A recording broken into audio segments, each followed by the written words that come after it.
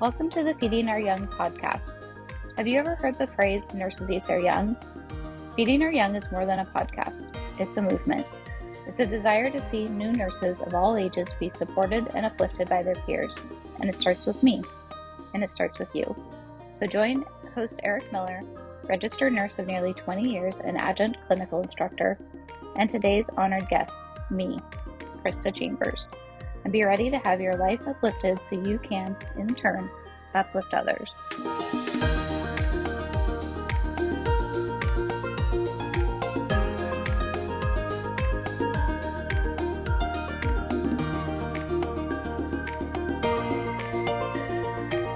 Welcome to the Feeding Our Young podcast.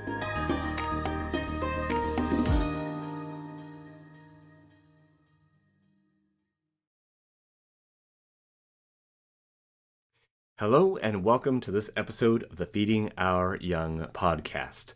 So this morning, I'm excited. I know it's unusual. I rarely am I excited in the morning. In fact, I really shouldn't have been this morning. So here's a disclaimer. If I'm all over the place today, I have a valid excuse. I had 12 vials of blood drawn this morning. Not because I'm okay. Everything's fine as far as that goes. My doc just wants me to make sure that I'm okay. So, but the point is, I've lost some blood this morning, so it's going to be a fun, who knows where we're going with my honored guest and me. I guess I should have warned my honored guest about that, but she's finding out right now, just along with the rest of you. Regardless of that, though, I'm still excited, and the reason why I'm excited is because in studio today is an incredible nurse and an incredible mom. I had the honor of sitting with her daughter as an honored guest 2 honored guests ago. And so she fortunately chatted with her. She's like, I think my mom would be willing to do this. I said, great, talk to her. And here she is. So ladies and gentlemen, without further ado, Krista Chambers. Krista, how are you this fine Friday morning? It's beautiful, and I'm excited to talk to you. And I'm excited to talk to you. I really appreciate, especially now that we're, at the time of this recording, we're in April of 2025, and the sun's coming out, we got spring going, and allergies that go with. But it's beautiful, and yet you're choosing to take a little bit of time sitting, talking, nursing with me. So I cannot thank you enough for giving up time of your beautiful morning. No problem. I'm happy to be here. Well, with that, then, I've already introduced, you are the one, the only, the amazing Krista Chambers. And yeah, your mom to Sophie, but Sophie, you already had your turn. So unless she brings you up, I'm done talking about Sophie. It's Krista's episode. But with that, Krista, why don't you just let us know, where are you from?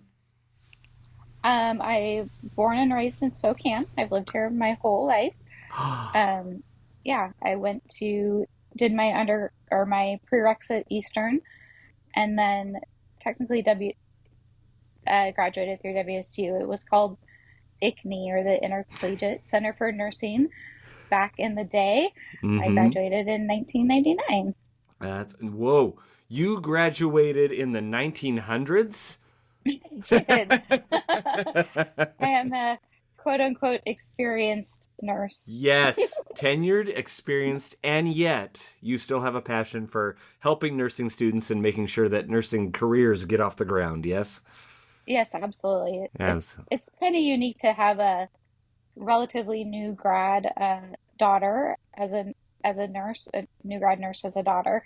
So, yeah, I've been very invested in nursing students my whole career, but particularly having just got done sending one out into the wild.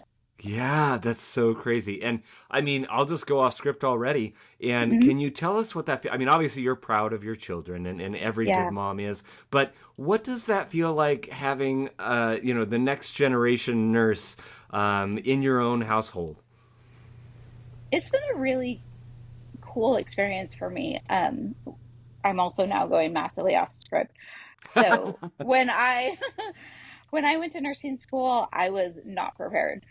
I don't have a medical family. I honestly kind of cruised through my prereqs and then suddenly was just hit hard by nursing school. I didn't know medical language or like concepts like Tylenol and acetaminophen. Mm-hmm. that my kids have grown up knowing. I did not know anything. So it was really a challenge. It was really difficult. And so being able to be a support, um, I get emotional with her though. Yeah. Yeah. Yeah, it was really cool. Mm. Yeah. Oh, good. Okay, so we're gonna, yeah. Everyone here who's listened to our podcast knows that we are friends to crying. So I'm Yeah. already like just hearing you. I'm like going, okay, here we go, here we go. I gotta rein it in myself here, but Yeah. otherwise, emotions are welcome here, and it is. I can't even imagine like having that second generation following your footsteps. You know what I mean, and that Yeah. sort of thing. And I mean, you'll get to hear your daughter's episode, but one of the things that struck me, she talked about, she really appreciated not only, of course, your example, but she appreciated like seeing you and your career and not shying away from the, let's say, not so glorious bits of it. Yeah. I Yeah. can't imagine there's not glorious bits of nursing, but to be able to see both sides of that and then still go, yeah, that's something I want to do. That's a testament to your person, your heart, and you as a nurse. So take that for what that's worth. Thank you. Okay, well, that was a great episode. That was good. We felt that we felt all the feels. We've done what we needed to do. No, I'm just kidding. All right, so pulling back around to the script. What are 3 words? We'll talk about them, of course, at the end of your episode. But what are 3 words you chose, Krista, to describe nursing school, having come out of it not that long ago? That's what I'm saying. No. So the words I would chose were challenging, bonding, and resilience. Resilience building. So yeah. Nice. And what are 3 of your favorite songs in life right now? Well, I fully did not answer that question. There's music on in my house all the time. Mm-hmm. As well, I guess you know, but not everybody listening knows. We have 2 daughters in their 20s living in our house too, which is a lot of fun. And so we could be listening to anything. We're 90s teenagers, so we could be listening to alternative music or singing songs from Wicked or this week Hamilton, um, listening to Elton John, to Chapel Roan and Sabrina Carpenter. So we could listen to anything in our house. It's hard for me to narrow that down to just favorites. It's a mean question. I fully admit that. Because let's see, I don't know. We're in about 120 episodes or so. I've only asked the question since about episode 40. I don't know, somewhere around there, Honored Guest 40. And but the long short of it is, I have this desire to create a Spotify playlist, a Feeding Our Young playlist on the songs that people have chosen. And I'll lead off with my top 3.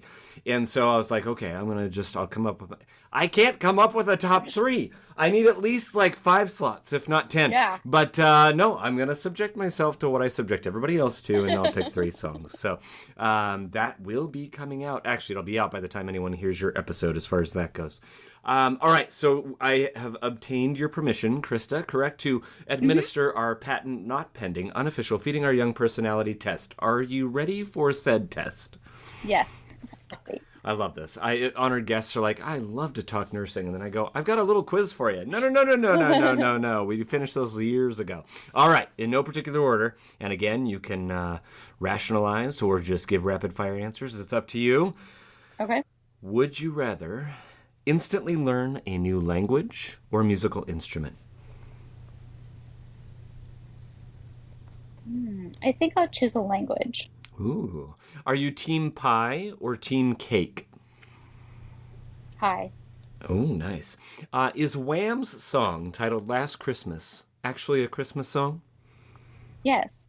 And that was a quick answer, too. I like that. Would you rather have the ability to fly or breathe underwater? I would choose fly, but I'd love both.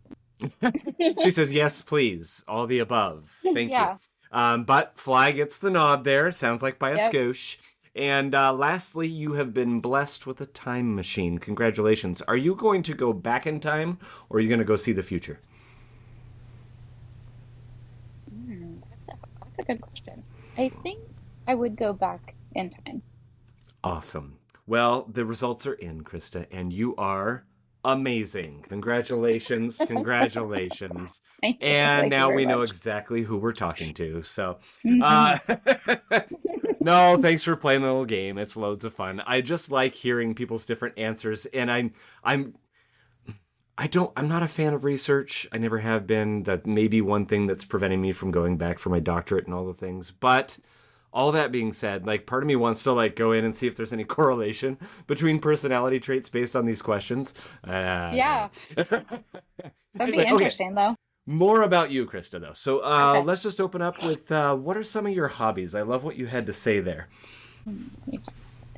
Well, what I was doing first thing this, well, not first thing this morning, one second, was making sourdough. I have been going in and out of that hobby, like everybody did during COVID. Yeah. Um, but it's kind of a challenging hobby. So this is round 3, and I think I actually have the hang of it now. So about every other week, I make 4 loaves of sourdough and give them to my parents and tuck them away. So yeah, I was making sourdough this morning. So that sounds like almost maybe like a traditional homemaking wife's type role. And yet, if I recall correctly, you said you don't consider yourself you consider yourself a non-traditional wife. What does that mean? Yeah, I feel like well, okay, being traditional in that you stay, my hobbies would be like, the trad wife that they talk about now. Um, I like to knit, I make sourdough, I like to garden and do these things. Yet, I wouldn't say that, well, I was always a working mom. So we definitely split our duties. My husband and I are more of a like partners where we both do the things. So that's important when you work 12-hour shifts. I was very grateful that I would come home at the end of the day and have dinner waiting for me. Yeah. I really appreciated that, and so it really, yeah, it was really nice not to have to come Yeah. home and have to just be able to relax and have my dinner and get through my work days and yeah, be supported in that way. So we've been married 29 years, so Oh. that was helpful. You're now Making it through. I have to ask, is that 29 years this year or are you celebrating the big 3-0 this year? No, we just on Easter had our 29th anniversary. So Oh, yeah, yeah, congratulations. next year is the big 3-0, so we'll have to do something special. I guess I'll have to get some contact info to put out there on the website in case any nurses hear this and they're like, can your husband talk to my husband, please? Yeah. Well, I mean, just talk more about your family then, because I know that you have a beautiful family there. Let us know a little bit about your family. Yeah, we have three children. They're 27, 24, and 22. Sorry about the pause. That we just had everybody's birthdays. So our son Connor is out on his own. He's engaged to get married this fall. Um, Oh, doing great. And then Sophie's our middle, and she is a ICU nurse at Deaconess. And then our youngest, Hazel, is 22, and she's in the Master of Occupational Therapy program through Eastern. So, yeah, the 2 girls are still at home. We were fortunate enough to, different things happened during the pandemic, but I feel like the girls at home were in college. It brought us very close. So we're lucky that everybody just gets along. So it works well to have to be for now, have them still supported at home. So yes. yeah. Yes. And then we have 5 dogs. 5 dogs? Yes. All right, so very briefly, like breeds and names. 5 dogs. Yeah. So we have one almost 19-year-old Shih Tzu named Baxter. He is still rolling around. He's blind. He doesn't Oh. have very many teeth. He has to wear a Oh. diaper because he's incontinent, but he's still kicking. And then 2 more Shih Tzus. that are named Leonard and Penny. They're litter Love mates. it. Love the reference. And they're full, again, sorry, I'm not going to overly reference the pandemic, but they're full COVID dogs. Their life Yeah. is to cuddle. They Oh. were raised with people at home all the time, with the girls, home for school and stuff. So they're just the cuddliest, cute little, they're my grandchildren. And then Sophie has a doodle named Remus. And then my husband's dog, although he's everybody's dog, but it's his particular dog, is a Great Dane, 165-pound Great Dane Oh. named Apollo. Oh. Oh, So that's it's quite a amazing. mix. Quite a Yeah. mix. Yeah. I always tell people, like, if you have more than two kids, you're crazy. If you have more than two pets, you're crazy. So you check both those boxes. Yeah. But I let crazy. that marinate before I tell them that we've got 5 kids of our own and 5 cats of our own. So, Yeah. it is what it is. You collect certain things and you just can't stop. So, I mean, those are your furry babies, and you've told us about your family, but I feel like that leads naturally into a question that you answered that states, who is your hero and why? Yeah, I chose my late grandparents, my mother's parents. My mom was adopted, but they that was never relevant in any way. Um, they were just examples to me of unconditional love, kindness, forgiveness, generosity. Um, you could just see the light every time they saw us. And so, yeah, just thinking of those type of people that just you felt how much they loved you every time you saw them, Yeah. are just behaviors I'd like to model in my life. So, yeah, I'm I, emotional today. That's weird. I'm not typically very emotional. I guess I'm I'm like an just old nurse. I'm drawing it out of you. I No, guess. I don't know why. it's been a week, and I mean, I wasn't going to talk about it, and I'm not going to spend a lot of time on it, but the emotions are all right. This is the first episode I've recorded since Easter Sunday. On that day, I got news that my dad had died, and on that note, when we talk about those that we love, whether they've gone before us or whether they're still with us, like our kids, for example, I don't know. I love what you described there, like that tangible love. Hmm. I'll never forget that with my grandmother in particular. Anytime I visited her, like, yeah, our parents, our grandparents, to say I love you and all that, and they mean it 100%. But there are just certain people that you get around and you just feel that love. You Hmm. feel that, and so I love, like, that you bring that up, like that's how I like to describe it, is that Yeah. tangible love. And I imagine your grandparents have helped kind of inform who you are as a nurse. So with that, I'm gonna let myself continue to tear up and let that out, but I'm gonna give you the mic. So tell us more about, in particular, maybe how that's affected your nursing career, but also why nursing, because I love everything that you had to share about that. I started um I started into my prerequisites, like I said, not coming from a majorly medical family. My great grandmother was a nurse. Ironically, Sophie's named after her. And Sophie graduated from nursing school 99 years after her great great grandmother, Sophie, whose picture's up in Heart's walls. Are you serious? Yeah. So her nursing pen got passed on to Sophie. Yeah, so Oh, cool. oh, And she also is an incredible woman, just like she lived to nearly 100. She was still wanting to learn the technology of the time. We've discovered that's one of my struggles during this process. um, and just a super interesting and resilient woman in her own right. Um, but I thought I was going to go into being a physician.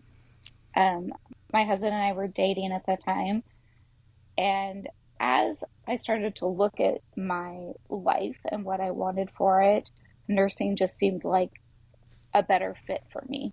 Mm-hmm. Yeah, so I started down that path. I really thought that women's services was what I was interested, but nursing was different 25 years ago. Yeah. Getting into labor and delivery at that time was extremely challenging. So it was pre-practicum days. They did not have that when I went to school. Um, Side note, I had my first child during nursing school. Um, Challenging and resilience are involved in that statement. Yes. Um, yeah, I did my OB semester pregnant. Saw my first ever baby born pregnant. Oh. I did have to sit down and be like, oh, oh wow, oh, what have I gotten into here? Uh, Can I turn this ship around? Is it too late? yeah, No? like Okay. oh my goodness. Uh,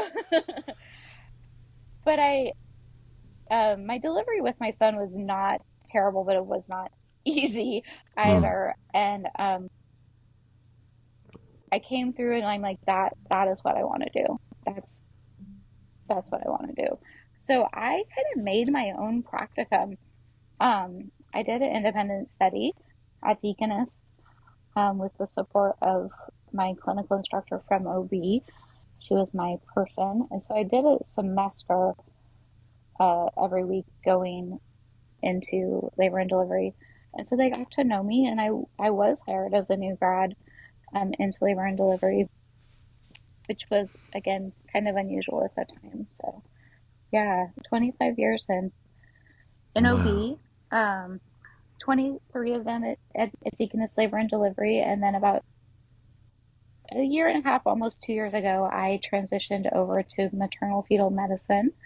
If people don't know what that is, we work specifically just with high risk pregnancies. Um, and yeah, so I'm what's called a nurse navigator at the time, right now in maternal fetal medicine at Deaconess. Incredible. I mean, maybe the answer's obvious, maybe it's not, but why that transition? Sophie and I talked a little bit before I joined you today, and it was a transitional time in our life as parents. Like we were heading toward being empty nesters. My husband always had not worked a Monday through Friday job, so we both worked weekends and whatnot, and he had switched and now had a Monday through Thursday 10-hour job. And so we weren't working at the same time. So that was definitely a Mm. factor, is that we were not off together any longer. Yeah. And heading into life as empty nesters, having time together is kind of important for that relationship. Mm-hmm. And over the pandemic, which I said I was going to talk too much, I did start to experience some burnout in my career. I also had reached the point of 20 plus years of working the floor. Yeah. And I had mentioned this in my mind. You have your kids and you work and then they graduate and you're an empty nester and you retire then.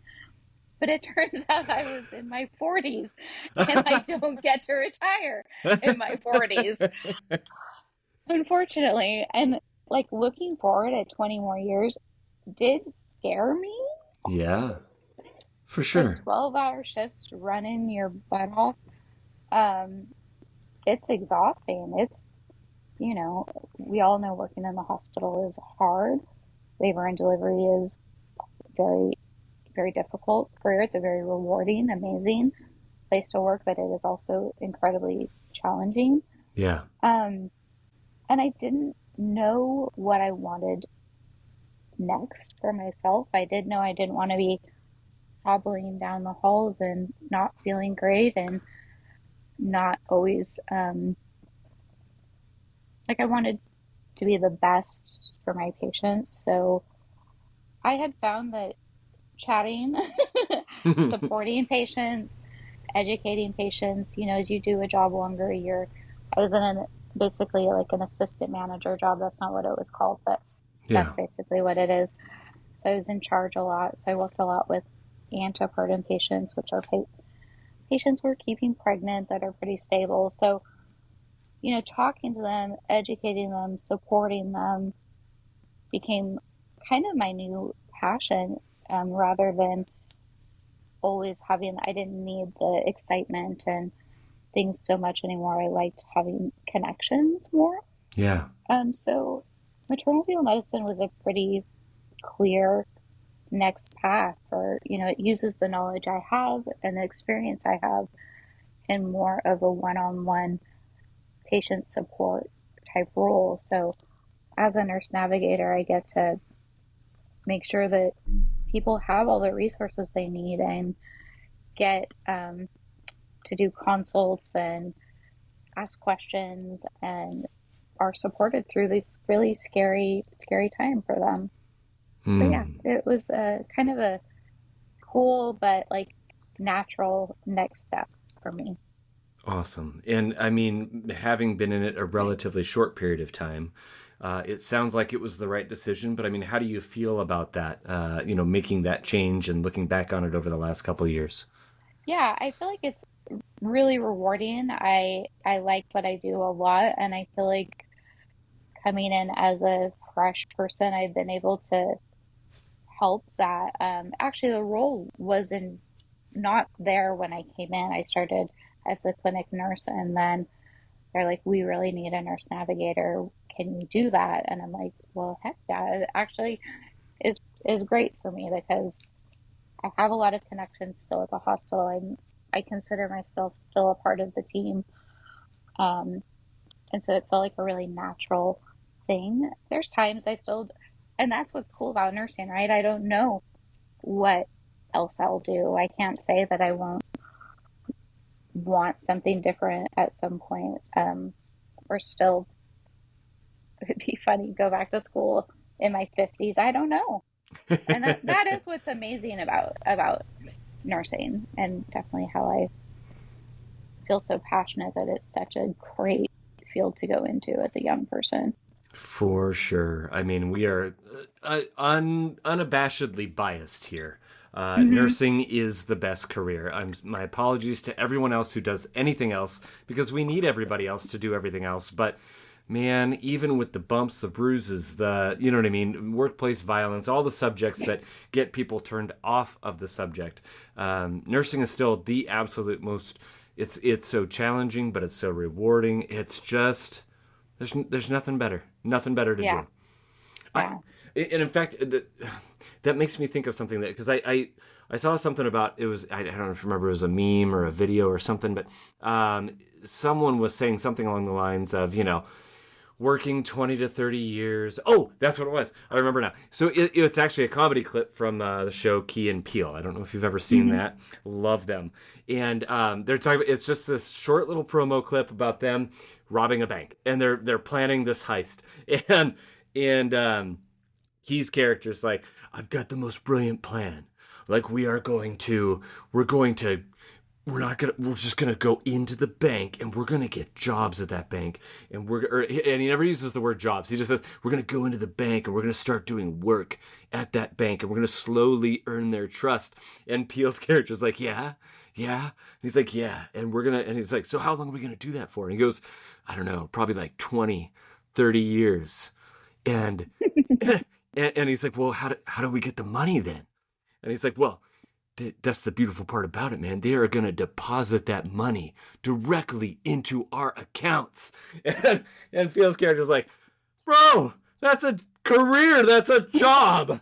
And it made me think about all these things that keep coming up. You do a job for 20, 30 years, hoping for retirement and obviously like with my dad's death recently, he's only been retired a few years. He was a school teacher. And that thought has lodged in my brain about you keep hearing about the proverbial, you work all these years and then hopefully you have many years to enjoy retirement with your loved ones, etc. And some people don't get that. And so the idea of turning in a job 20 to 30 years of doing a desk job, for example, only to then experience life afterwards, that to me is sad. And I no offense to anyone who does that, accountants, Yeah. anybody out there. But what we get to do, Krista, and that's I think what makes nursing different is, yeah, we're putting 20 plus, 30 plus, 40 plus years into a job, a career, but it's a career where we are making a difference and we're getting paid to do it. Yeah, absolutely.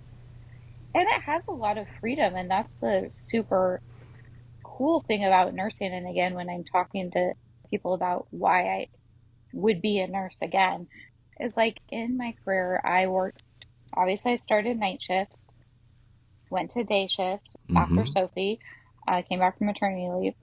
And then when the kids were just starting into school, I went back to night shift. Not everybody makes that choice, and I can't blame them, but some people love it. I have trouble sleeping.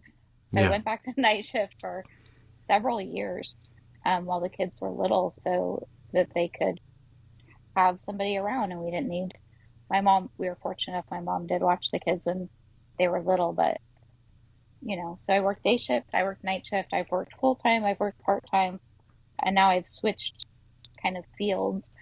It's it has served my life very, very well. Yeah. We could always be at all the kids' things. We could take a 10-day vacation in the summer and not have it be a crazy big deal.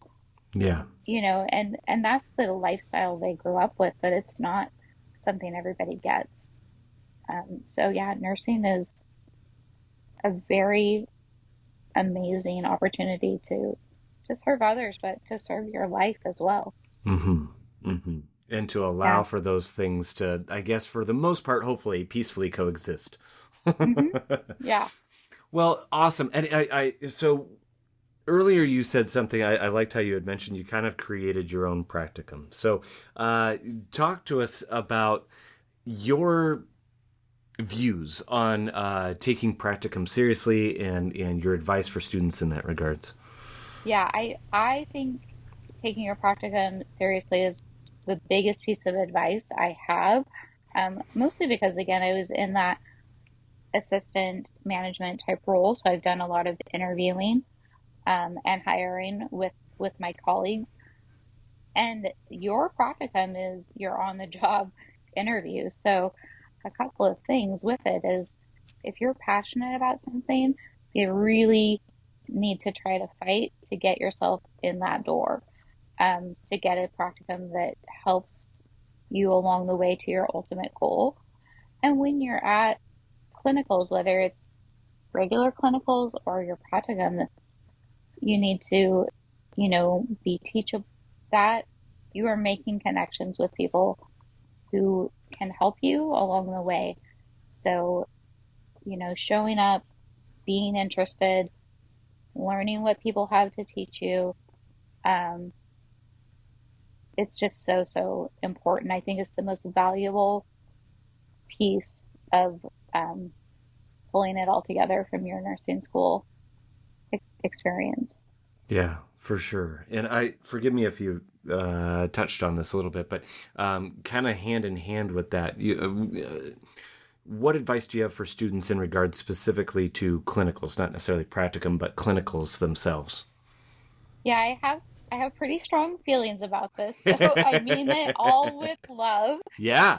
Labor and delivery is an interesting experience for people, right? So some people are not interested in, and that's totally fine. But maybe pretend. Don't go off in the back room and try to do other stuff. Mm-hmm. Um, because that's one, it's inappropriate and disrespectful to our job. So show up and try to find something you are interested in. Like if labor is not your jam, we do pre-op, we do recovery, we do the OR. There's a lot of things you can find something. So be prepared, be respectful. And if you are excited about it, please also do remember that this is somebody's very personal experience. Mm-hmm. And it's not about your experience getting to see a baby be born. We do our best to get everybody that opportunity, but that's your experience that day is not what this is about. Yeah. So please be respectful to the patients as well, and what's happening, whether that's in a delivery or if it's in the OR. You know, it's not a show, and treat it how it should be, Hmm. respected. And that's coming from your labor and delivery experience too, which Uh-huh. obviously makes sense. But I mean, that applies students as well to, any skills you get a chance to do that you're excited. You know what I mean? You're like, oh, or you finally you sink that first NG tube, or you place that first Foley catheter, you get that first IV. It's okay to be excited about it, but again, it's not your story, it's not your show. And advice I give to my OB students in particular is like, because they'll come and like, oh my gosh, like I like that baby was coming out and I couldn't help myself. I'm starting to cry. I'm like, that's beautiful. Hmm. That's Hmm. wonderful. Like I preach, you're part of somebody's miracle. So Yeah, long as the focus doesn't shift on you. right. So long as that experience doesn't, so long as people's attention aren't shifted onto you, because Hmm. like you're saying, Krista, that's their story. And yeah, by all means, that you cannot, most people, a lot of people cannot witness a birth, cannot succeed in some major goal that they had professionally or whatever the case may be without feeling the feels. And Yeah, that's great. Embrace that. Let it accentuate and kind of be that wind behind you in your nursing career, but don't then turn the spotlight from your patient onto yourself. And it's not about us. You're doing your job well if you're not the one monopolizing people's time talking about your life and your family or your birth experience and blah blah blah blah blah.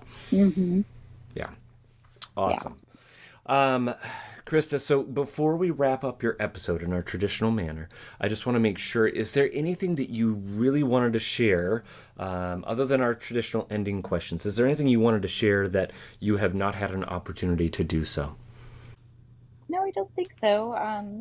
Sophie and I were talking this morning beforehand, and I was like, what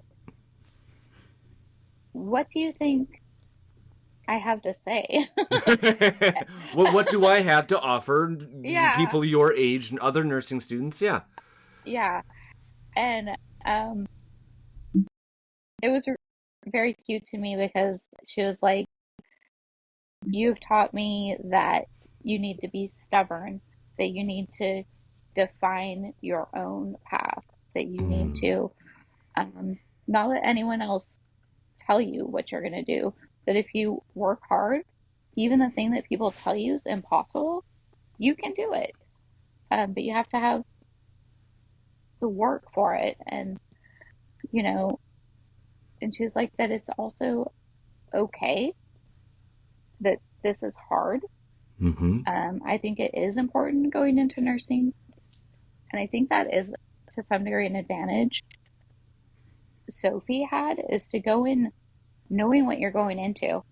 Mm-hmm. It's so rewarding, but it's hard. We are going to deal with things that the average person don't experience or fully understand. Yeah. Um, but you are capable of touching people's lives in a way that no one else can as well. So, yeah, so that is, it's super, super cool. Know what you're doing. You know what you're getting into and why you want to do it. Yeah. Um, yeah. So, and you can do those hard things and you can choose your path and your future. And isn't that so cool? Right? Oh. We don't have to stop in one spot. We all get to do our own journey with us. Oh, and that's what makes it again the best career on the face of the planet. Yeah. You're talking, and I won't share my provider's name, but the reason why I got labs drawn this morning, this particular provider, she's a godsend because I meet her, and she's a runner. And, Hmm. and so she understands, you know what I mean, like certain things about what us runners go through and feel and all that and all that. But the reason why I bring that up is because she's like, oh, you know, briefly, I have to tell you, like, she's like, so I had back surgery. She had to have back surgery, I don't know when. And she's like, and they told me at that time I would never run again. Like, just be ready for that, get used to that. And she goes, and I ran the New York half marathon. Just, it was last year, the year before. And she goes, it wasn't a time I was used to, but I didn't care. I was able to do that. And to me, like, I love those stories of, you know what I mean? Someone may tell you, yeah, you're probably not built for this. Yeah, you're probably not. This isn't probably the area for you. And that's why reflection, the art of reflection, comes in handy, because then you need to take that information and go, okay, now I need to seriously take some time, stay off the phone, seriously think about it, pray about it if that's your inclination, and really work it over in the mind and the heart. Because then you go, okay, if that's true, is that true? You have to establish that. Does this person know me well enough? If it's your mom, if it's your dad, and they come from a place of love, man, maybe they're saying some truth. Maybe not. Who knows? But you have to determine that for yourself. And if you land in that place where it's like, no, this is something I definitely can do, and I really want to do it, man, then you don't take no for an answer, and you make it happen. And that's and then the second thought, based on what you're saying, Krista, is that if you get nothing else from listening to this podcast, from listening to nurses, nursing students, and everything else, what are some of the most common words of the 3 words that are used to describe nursing school? It's some variance of challenge and some variance of reward. And I think of, like, obviously those two go hand in hand. The more challenging shifts I've had have typically been the more rewarding ones. The more challenging events in life that I've had are typically the more rewarding ones. And I wish I could say I know what it feels like to get a windfall of cash, be it from, you know what I mean, some lotto win or something like that. But you hear time and time again of these people who get this windfall of cash, and their life either goes off the rails, or at best, that money just gets spent out. And, so you would think that would be quote unquote rewarding. But anything easy is typically not rewarding. I won't say everything, but I imagine most anything that comes to you easy is usually not that rewarding. Krista, what would you say about that? Oh, I think that's absolutely true. Something that you have worked for and fought for and had to dig in and, really want is where the reward is. Yeah. Absolutely. All right, Krista. Well, on the subject of semi-commonly used words, what were the 3 words you used to describe nursing school, and why did you pick them? Yeah, so I'm going to go to the last word really quick, just because that's a little longer to talk about, which is resilience. And again, Sophie wanted me to tell a little bit about this, and this is for the nursing students. So, no names or things, but I already have said I started nursing school not prepared, and it was very, very challenging. But you're working and figuring it out and doing your best. And my clinical instructor of my first semester took each of her students in at midterm and pulled out a notebook and explained to us all why we should not be a nurse. Oh. Yeah.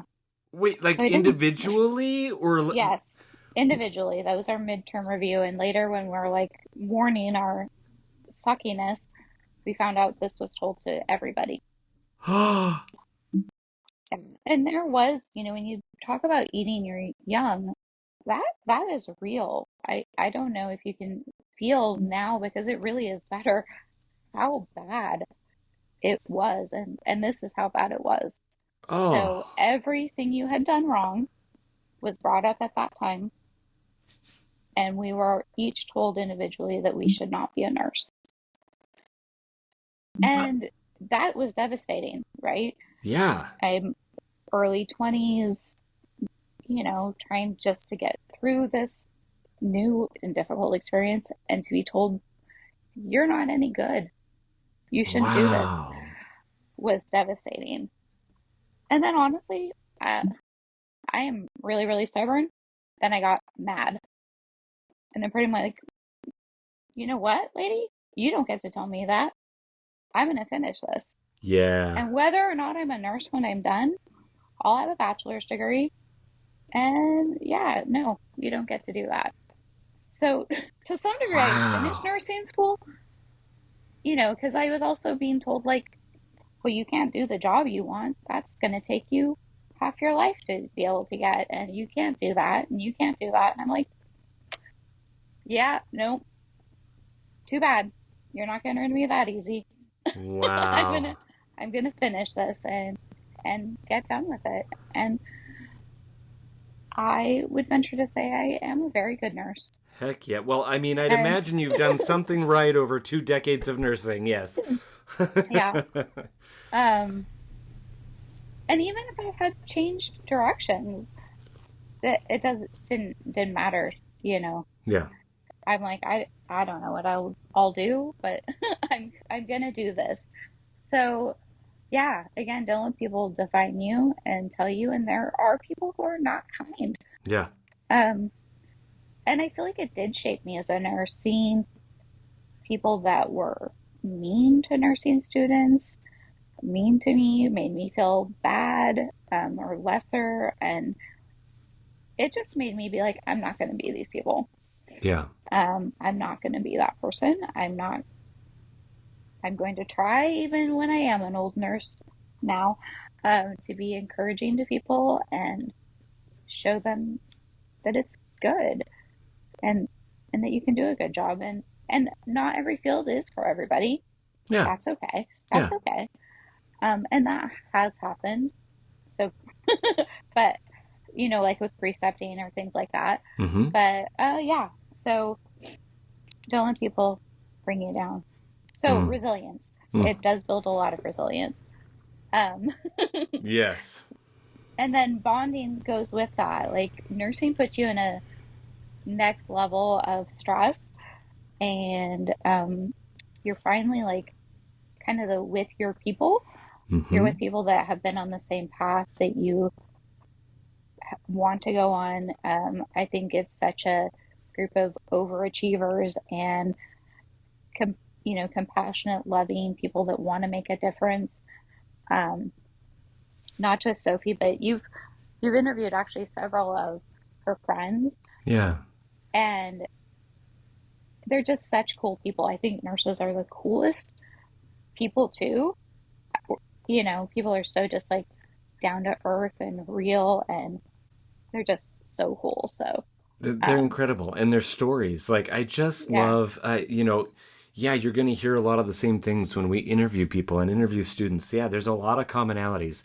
But what I love about the differences is accentuating the differences and how those are like strengths. You know what I mean? You're talking about Sophie and her, her swath of peers and friends and her cohort and just, you know what I mean? All of them. Every last one that passes, man, you're going to make an incredible nurse. Those that, you know what I mean, whatever. But each of them bring their own piece, their slice of life, their experiences to the table. And that is the other thing I think that you're alluding to there, Krista, is that I always call it like a mosaic, right? Like we're all parts we kind of carry these pieces and parts of each other.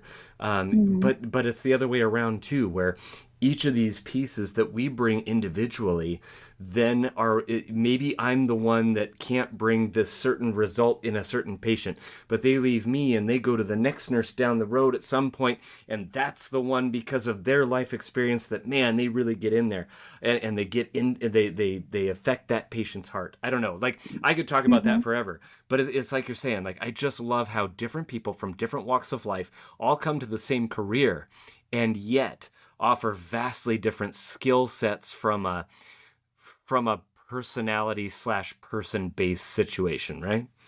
Yeah. And then the last is challenging, which we've touched on quite a bit, um, but it's also, like you've said, and without going too deep into it, some of the, besides nursing school itself being challenging, the career being challenging, and some of the most difficult, terrible things you get to help people through different things I've had the chance to go back and reconnect with people who've gone through a loss, let's say, Yeah. and find out how like the things we do, what a difference it makes to people. So don't shy away from the things that are challenging.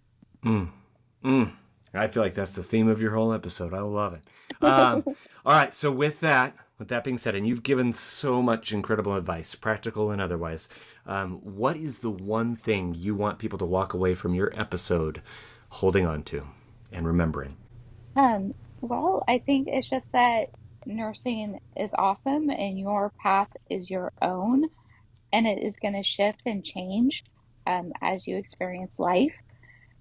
And don't let other people tell you. Just walk your path and keep finding passion and treating people well, and just doing your best and touching lives. And you've got this. Yeah, you do. Yeah, you do. Walk through that challenge, get through that, meet that challenge, and you'll be all the more rewarded on the other side. Krista, thank you so much for giving up of your morning to just sit and chat and chew the fat about nursing. I cannot thank you enough. It is an honor to know you and your daughter. You guys are just an amazing, amazing family, and I can't thank you enough. I appreciate it. Thank you so much. Have a great day. You too.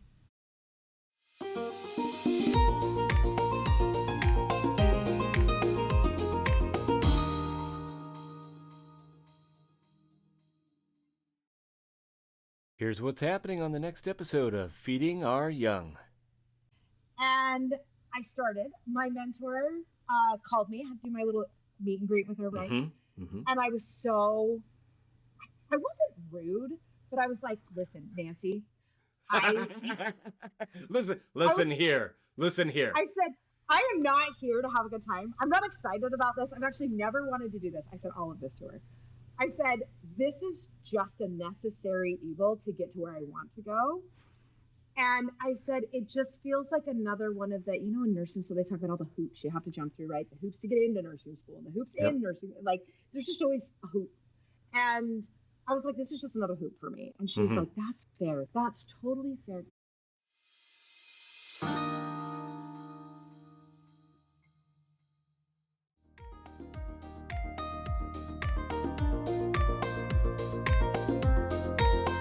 Did you like today's episode of Feeding Our Young? Let today's honored guest know by emailing us at thanks@feedingouryoung.org. Also, if you're a nursing student, nurse, or a nursing instructor and would like to be featured on a future episode, please email us a few details about yourself at the very special email address mystory@feedingouryoung.org. If you have a question you would like addressed in a future Q&A episode, please send it to q@feedingouryoung.org. For all other inquiries, please email us at info@feedingouryoung.org or text us at area code 509-ALL-THEM 509-255-8436. We're so excited to have you return to hear our next honored guest. Be sure to follow us on TikTok, Facebook, Instagram, and YouTube at Feeding Our Young LLC. Again, that's username Feeding Our Young LLC. Until next time, be encouraged and go find someone to encourage today.